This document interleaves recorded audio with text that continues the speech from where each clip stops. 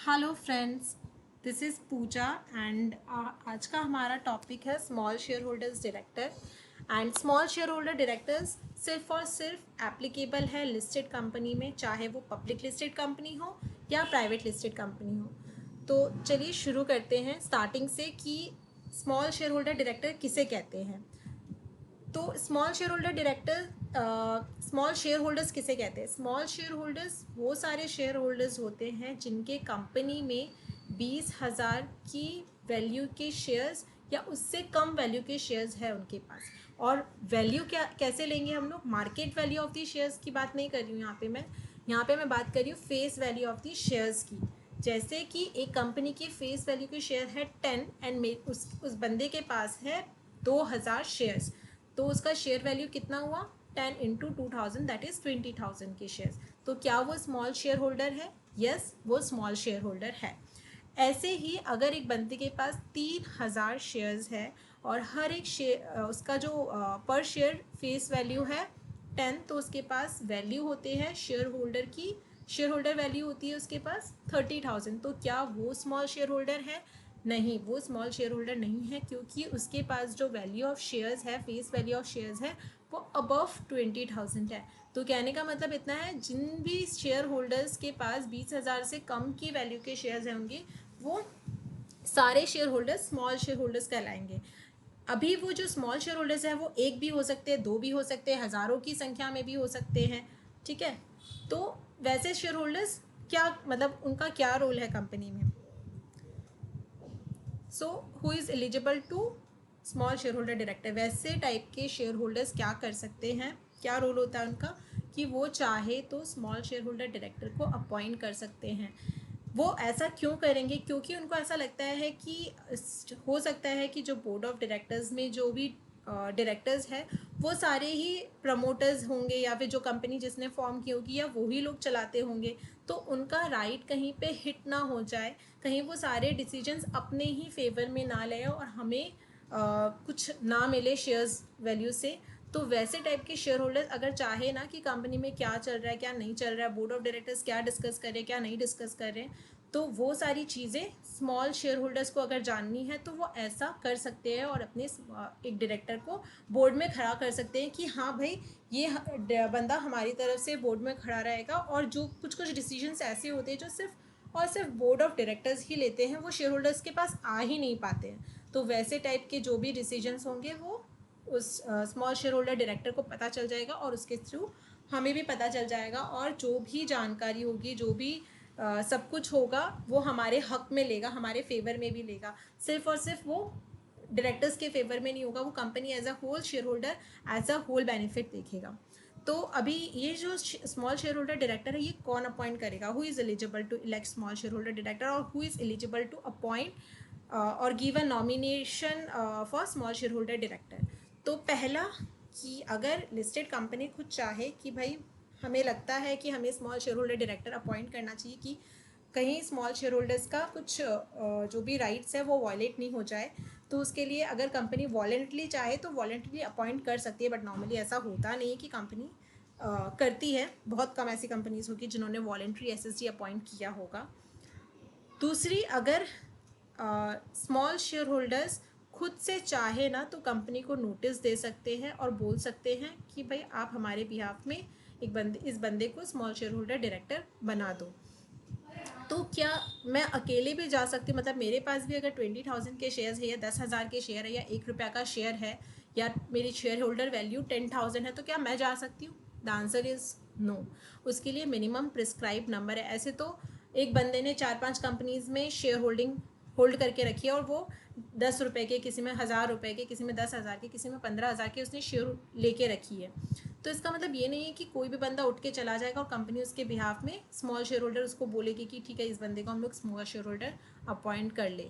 ऐसा नहीं होता। तो उसके लिए क्या है ना, एक्ट में एक लिमिट दे दी है कि अगर 1,000 ऐसे जो स्मॉल शेयर होल्डर्स है ना, ऐसे 1,000 शेयर होल्डर्स अगर आपको बोले, कंपनी को बोले, उस लिस्टेड कंपनी को बोले कि भाई इस बंदे को एसएसडी बना दो, तो वो बना सकती है। या फिर जो total number of small share holders, such share holders का यहाँ पे मीनिंग है स्मॉल शेयर होल्डर्स, अगर वैसे जो स्मॉल शेयर होल्डर, सपोज करो एक कंपनी में 10,000 स्मॉल शेयर होल्डर है, उसका 1/10, 10,000 का 1/10 कितना होता है, 1000 शेयर होल्डर्स अगर आपको आके बोले कि अपॉइंट कर दो, तो कंपनी अपॉइंट कर सकती है।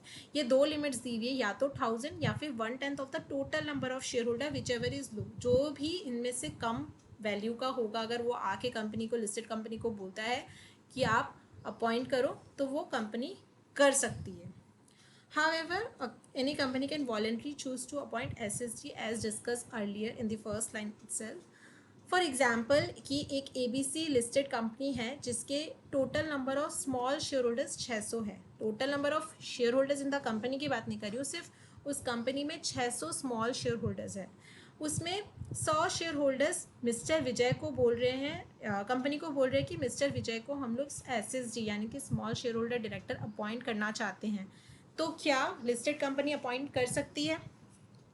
क्योंकि हमारे यहाँ पे तो लिमिट 1000 दी हुई है, बट 1000 के साथ में 1/10 of the total number of share holders भी तो दी हुई है ना।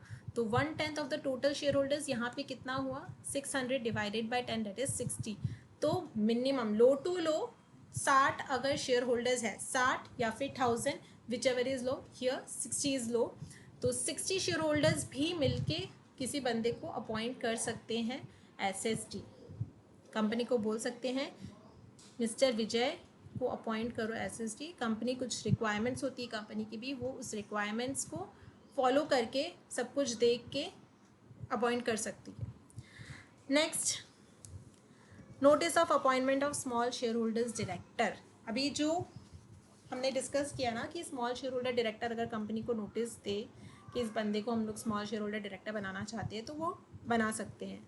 तो अभी नोटिस कैसे देनी है, क्या क्राइटेरिया है, कैसे एक नोटिस वैलिड होगा, स्मॉल शेयर होल्डर कैसे नोटिस देंगी कंपनी को, वो सब डिस्कस करेंगे। तो स्मॉल शेयर होल्डर्स जो अपॉइंट करना चाहते हैं या जो कोई बंदे को कैंडिडेट बनाना चाहते हैं for the post of SSG, उसको क्या करना है, उसको कंपनी को मीटिंग से पहले, जो भी जनरल मीटिंग होने वाली है कंपनी में, उस जनरल मीटिंग से पहले 14 डेज़ पहले, एटलीस्ट 14 डेज़ पहले उन कंपनी को एक नोटिस सर्व करना है, जिस नोटिस में ये लिखा रहेगा कि ये जो बंदा है इसको मैं स्मॉल शेयर होल्डर डायरेक्टर बनाना चाहती हूँ। इस बंदे, ये अगर वो बंदा जिसको हम लोग SSG बनाना चाहते हैं, अगर वो कंपनी का शेयर होल्डर ऑलरेडी है, तो उसका नाम, उसका एड्रेस, उसका शेयर उसने कितना हेल्ड करके रखे हैं, उसके फोलियो, शेयर फोलियो नंबर, ये सब जानकारी मुझे उस नोटिस में डालनी पड़ेगी। बट अगर वो बंदा शेयर होल्डर नहीं है कंपनी का, तो उसका सिर्फ नेम और एड्रेस इज़ इनफ, प्लस उस बंदे का सिग्नेचर, और वो जितने भी स्मॉल शेयर होल्डर ये नोटिस रेज करना चाहते हैं ना, उस सारे शेयर होल्डर्स के नंबर, एड्रेस, उनके कितने कितने शेयर्स हैं और क्या फोलियो नंबर्स हैं, वो सारी चीज़ें उस नोटिस में होनी होगी, तभी वो नोटिस वैलिड नोटिस बोला जाएगा और कंपनी उस नोटिस को कंसीडर करेगी। अगर उस नोटिस में इनमें से कुछ भी चीज़ें मेंशन नहीं है, तो नोटिस, कंपनी के पास पूरा राइट है वो इस बेसिस पे उस नोटिस को खारिज यानी कि इनवैलिड कर दे। तो नोटिस में ये चीज़ें होना मैंडेटरी है। अगर स्मॉल शेयर होल्डर किसी बंदे को अपॉइंट करना चाहते हैं एज ए SSG, तो ज़रूरी नहीं है कि वो बंदा उस कंपनी का शेयर होल्डर हो ही हो, वो हो भी सकता है, वो नहीं भी हो सकता है। तो यहाँ पे कंडीशन अगर है तो उसके जितने शेयर्स उसने होल्ड कर रखे हैं along with his folio number भी डालना है, और अगर उसकी शेयर होल्डिंग नहीं है तो सिर्फ उसका नाम और एड्रेस डालना इज़ इनफ। नोटिस के साथ में और भी बहुत कुछ डालने पड़ेंगे, एड्रेस और नेम और शेयर होल्डिंग की, both of the small share holder, जो प्रपोज कैंडिडेट है स्मॉल शेयर होल्डर के लिए, उनका नाम, एड्रेस, और अगर उसने शेयर होल्डर तो शेयर होल्डिंग भी उसकी डालनी है, प्लस जो शेयर होल्डर्स ये प्रपोज करना चाहते हैं उस कैंडिडेट को for the post of SSG, उन सारे शेयर होल्डर्स को भी अपने नाम, एड्रेस और शेयर जितने भी नंबर्स ऑफ शेयर्स उसने होल्ड करके रखे हैं along with their respective folio numbers भी डालने होंगे। उसके साथ ही साथ ना वो जो स्टेटमेंट है ना, उसमें वो सारे डायरेक्टर जो शेयर होल्डर्स हैं उनके सिग्नेचर तो होने ही होंगे, प्लस जो स्मॉल शेयर होल्डर बनाने चाहते हैं हम लोग जिसको, उसका भी सिग्नेचर होना पड़ेगा, और उस स्टेटमेंट में उसका डिन, उस का डिस्क्वालिफिकेशन की वो बंदा डिस्क्वालीफाइड नहीं है, उसके लिए DIR 8 देगा वो। और कंसेंट की हाँ भाई मैं बनना चाहता हूँ डायरेक्टर, उसके लिए वो DIR 2 में कंसेंट देगा। और ये सारे जो स्टेटमेंट होंगे उसमें उस प्रपोज्ड कैंडिडेट के सिग्नेचर भी होने होंगे, तभी वो वैलिड स्टेटमेंट कहलाएगा। सो हम लोग SSG को ना इंडिपेंडेंट डायरेक्टर भी मान सकते हैं, subject to the declaration of his independence in accordance with section 149 subsection 6 of the Companies Act 2013। 149 section 6 में हमने ये ऑलरेडी डिस्कस कर लिया था, मेरे प्रीवियस वीडियो में मैंने डिस्कस कर लिया था कि 149 सबसेक्शन 6 में जो डिस्क्वालिफिकेशंस दी हुई है ना, या जो भी इंडिपेंडेंस वाला क्राइटेरिया दिया हुआ है ना, वो उसको तो फुलफिल करता है ना, वो इंडिपेंडेंस ही है ना, उस कैटेगरी के अंदर फॉल तो नहीं होता वो। अगर वो नहीं होता तो उस डायरेक्टर को हम लोग SSG भी इंडिपेंडेंट डायरेक्टर भी कंसीडर कर सकते हैं। पर इसका मतलब ये नहीं है कि SSG is always an independent director. He may or he may not be an independent director. Similarly, independent director cannot always be considered as an SSG. He can be or he cannot be.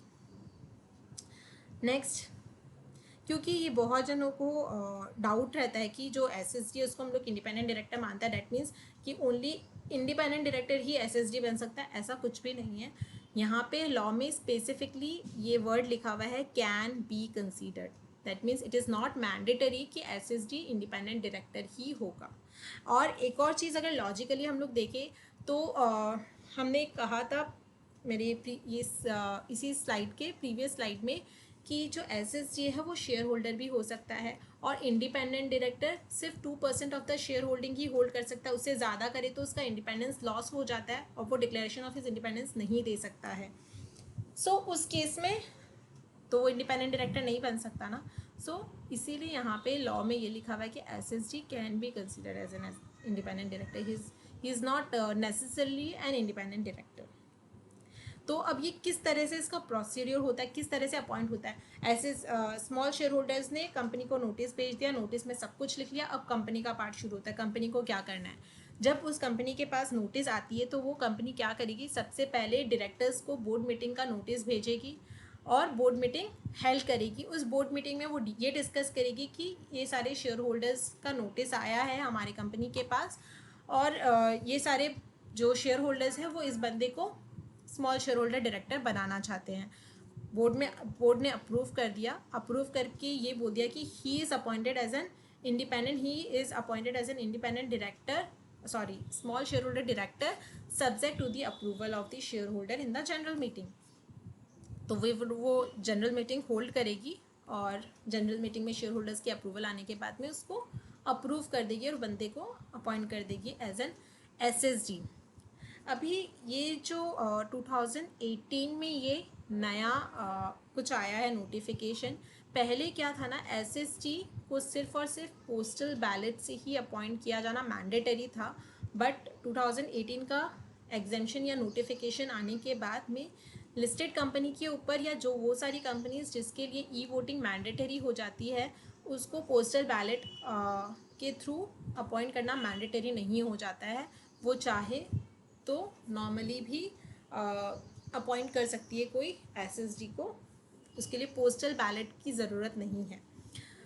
सो वो notice circulate करेगी सारे members में, और अगर वो practicable नहीं है, क्योंकि 14 डेज़ पहले भेजा जाता है ना नॉर्मली SSG का जो नोटिस आता है कंपनी के पास वो एटलीस्ट 14 डेज़ पहले आता है। तो एटलीस्ट 14 डेज़ बोला मतलब वो 15 डेज़ पहले भी आ सकता है, 1 मंथ पहले भी आ सकता है। बट अगर 14 डेज़ पहले आया है और कंपनी के लिए प्रैक्टिकेबल नहीं है कि वो सारे मेंबर्स को सर्कुलेट करे वो नोटिस, तो कंपनी क्या कर सकती है ना, न्यूज़पेपर में एडवर्टाइजमेंट दे सकती है, एक तो इंग्लिश न्यूज़पेपर में, और जो भी वहाँ का रीजनल लैंग्वेज होगा उस न्यूज़पेपर में वो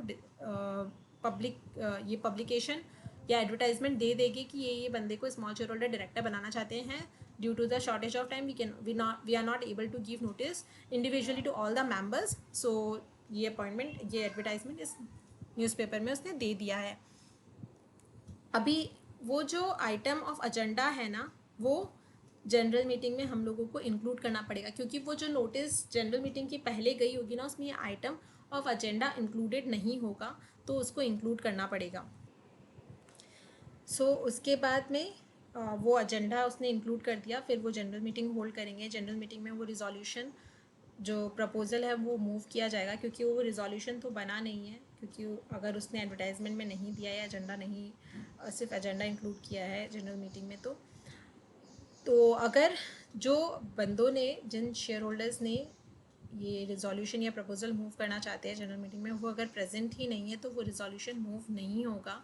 और इसके लिए क्या करेंगे ना, चेयरमैन सू मोटो अपने आप खुद से पोल डिमांड करेगा, और पोल डिमांड के थ्रू वोटिंग होगी, और उसके बाद अगर मेजॉरिटी आ जाती है तो स्मॉल शेयर होल्डर्स को या वो बंदे को हम लोग स्मॉल शेयर होल्डर डायरेक्टर बना सकते हैं। अभी सब कुछ हो गया, मीटिंग में सब कुछ डिसाइड हो गया, फिर क्या करेंगे, जो नॉर्मली हम लोग डायरेक्टर को अपॉइंट करने के लिए MGT 14 फाइल करते हैं, वो फाइल कर देंगे। DIR 12 फाइल कर देंगे। DIR 12 के साथ में DIR 2 letter of appointment, copy of resolution attach करके उसका अपॉइंटमेंट फुल फ्लैज में हो जाएगा। अभी vacation of office of SSG very very very important लगा मुझे, कि अगर कोई बंदा या जो बंदे को हम लोग अपॉइंट किया एज एन SSG, वो अगर डिस्क्वालीफाइड हो जाता है एज पर सेक्शन 164 या फिर 167 के थ्रू को उसको वेकेट करना पड़ता है अपना ऑफिस, या वो इंडिपेंडेंट डायरेक्टर सीज हो गया है, मतलब उसका क्राइटेरिया ऑफ इंडिपेंडेंस डायरेक्टर हट गया है, तो वो इंडिपेंडेंट डायरेक्टर उसको कंसीडर नहीं करेंगे, वो सिर्फ SSG के लिए कंसीडर होगा, तो वो उसको अपने ऑफिस वेकेट करनी पड़ेगी। इन तीनों ही केस में अगर उसको एज एन इंडिपेंडेंट डायरेक्टर हम लोग ने अपॉइंट किया है और वो ये सीज कर देता है इंडिपेंडेंस वाला क्राइटेरिया, तो उसको हटना पड़ेगा। अगर 167 के अंदर वो कुछ डिस्क्वालीफाइड हो जाता है, उसको वेकेट करना पड़ता है ऑफिस, तो उसको वेकेट करना पड़ेगा। अगर उसने 164 में जो भी डिस्क्वालिफिकेशन दी है उसमें अगर फॉल होता है तो उसको अपनी ऑफिस वेकेट करनी पड़ेगी necessarily. Points to be consider, small share holder director को अपॉइंट करते समय ये कुछ पॉइंट्स हैं जो हम लोगों को कंसीडर करने पड़ते हैं। कि एक जो डायरेक्टर अपॉइंट करते हैं ना हम लोग स्मॉल शेयर होल्डर डायरेक्टर बोल के, उसको हम लोग इंडिपेंडेंट डायरेक्टर मान सकते हैं अगर वो इंडिपेंडेंस अपना डिक्लेरेशन ऑफ इंडिपेंडेंस दे दे। तो अगर वो डिक्लेरेशन ऑफ इंडिपेंडेंस नहीं देता तो हम लोग सिर्फ और सिर्फ उसको स्मॉल शेयर होल्डर डायरेक्टर ही बोलते हैं। बट अगर वो डिक्लेरेशन देता है और फिर बाद में जाके वो उस जो डिक्लेरेशन ऑफ इंडिपेंडेंस दे देता है वो इंडिपेंडेंट नहीं रहता, इंडिपेंडेंस उसका खो जाता है, तो उसको ऑफिस नेसेसरीली वेकेट करनी पड़ेगी। SSG is not liable to retire by rotation, ये मैंने अपनी प्रीवियस वीडियो में डिस्कस किया था कि small share holder director they are not liable to retire by rotation. जो वो रिटायर बाय रोटेशन की कैटेगरी में ये बंदा इंडिपेंडेंट डायरेक्टर वाला बंदा ये सब नहीं आता, नॉमिनी डायरेक्टर ये सब liable to retire by rotation नहीं होते हैं। अब ये कितने साल के लिए हम लोग इसको अपॉइंट करें, जैसे इंडिपेंडेंट डायरेक्टर को हम लोग एक टर्म के लिए, 2 टर्म के लिए वो अपॉइंट होता है, फर्स्ट टर्म उसका 5 ईयर्स होता है, नेक्स्ट टर्म भी उसका 5 ईयर्स होता है। तो SSG सिर्फ एक ही टर्म के लिए अपॉइंट हो सकता है, वो है 3 कंजिक्यूटिव ईयर्स, यानी कि वो मैक्स टू मैक्स 3 ईयर्स के लिए अपॉइंट हो सकते हैं on the expiry of the tenure. और जब वो टेन्योर इसका एक्सपायर हो जाता है 3 साल बाद में, वो वापस एलिजिबल नहीं होता है रीअपॉइंटमेंट के लिए। बट अगर कंपनी फिर भी उसको रीअपॉइंट करना चाहती है तो कंपनी को 3 साल तक इंतज़ार करना पड़ेगा, और ये भी कंडीशन उस SSG को फुलफ़िल करनी पड़ेगी कि वो इन 3 साल के गैप में, इन 3 सालों में वो कंपनी से किसी भी तरह से कनेक्टेड नहीं रहे, मतलब कंपनी का एम्प्लॉय नहीं बने, कंपनी का डायरेक्टर नहीं बने, कंपनी का कोई भी तरह का कनेक्शन नहीं होना चाहिए उसका कंपनी के साथ, तभी वो 3 साल बाद में वापस अपॉइंट होगा, रीअपॉइंट नहीं होगा, वो वापस अपॉइंट होगा, फिर वो वापस 3 साल का टर्म कंटिन्यू कर सकता है। कोई भी जो बंदा है वो मैक्स टू मैक्स ना SSG का पोजीशन सिर्फ और सिर्फ 2 ही कंपनी में होल्ड कर सकता है। अगर मैं ABC कंपनी में SSG हूँ तो मैं XYZ कंपनी में भी SSG बन सकती हूँ, बट मैं तीसरी कंपनी MNC कंपनी में वापस SSG के अप्लाई नहीं कर सकती हूँ। मैक्स टू मैक्स मैं ये 2 ही कंपनी में SSG की पोजीशन होल्ड कर सकती हूँ, और उसमें भी ये कंडीशन है कि जो मेरा सेकंड कंपनी है ना जिसमें मैं अपॉइंट होने वाली हूँ या प्रपोज्ड अपॉइंटमेंट है मेरा, वो कंपनी किसी भी तरह से मेरी पहली वाली कंपनी से उसका जो बिजनेस है ना वो रिलेटेड नहीं होना चाहिए, provided at the second company is in which he has been appointed shall not be business which is competing or is in conflict with the business of the first company. मतलब जो XYZ का company का जो business है और जो ABC company का business है वो सेम नहीं होना चाहिए. That is they are the both of their business should not be conflicting in nature. SSG को हम लोग होल टाइम डायरेक्टर या मैनेजिंग डायरेक्टर का पोस्ट नहीं दे सकते. Can not be appointed as WTD और MD, but he can be appointed as an independent director, and he can be treated as director for all other purpose like executive director, non-executive director. He can be normal director of the company. So वो सारे directors के काम करेगी. वो सभी चीज़ें उस small share holder director को करनी पड़ेगी जो बोर्ड ऑफ डायरेक्टर्स नॉर्मली करते हैं. अपनी पोजीशन होल्ड कर ले करके except holding the position of WTD और MTD. वो WTD और MTD का कोई भी काम नहीं कर सकता जो स्पेसिफिकली इन दोनों को ही करना है. यानी कि उसको हम लोग अपॉइंट भी नहीं कर सकते WTD और MTD, और उन लोगों को कंसीडर भी नहीं कर सकते WTD and MD. So friends, that's all for today. And next Saturday मैं अपना एक और वीडियो रिलीज़ करूँगी जिसमें आई गेस मोस्ट प्रोबेबली मैं सेक्शन 164 यानी कि additional director, nominee additional director, ये सब डायरेक्टर्स के बारे में, अल्टरनेट डायरेक्टर्स, कैजुअल वैकेंसी वाले डायरेक्टर्स, इनके बारे में डिस्कस करने वाली हूँ. And if you find this video useful, do like, share and subscribe. Friends, thank you so much for listening me. Have a good day. Thank you.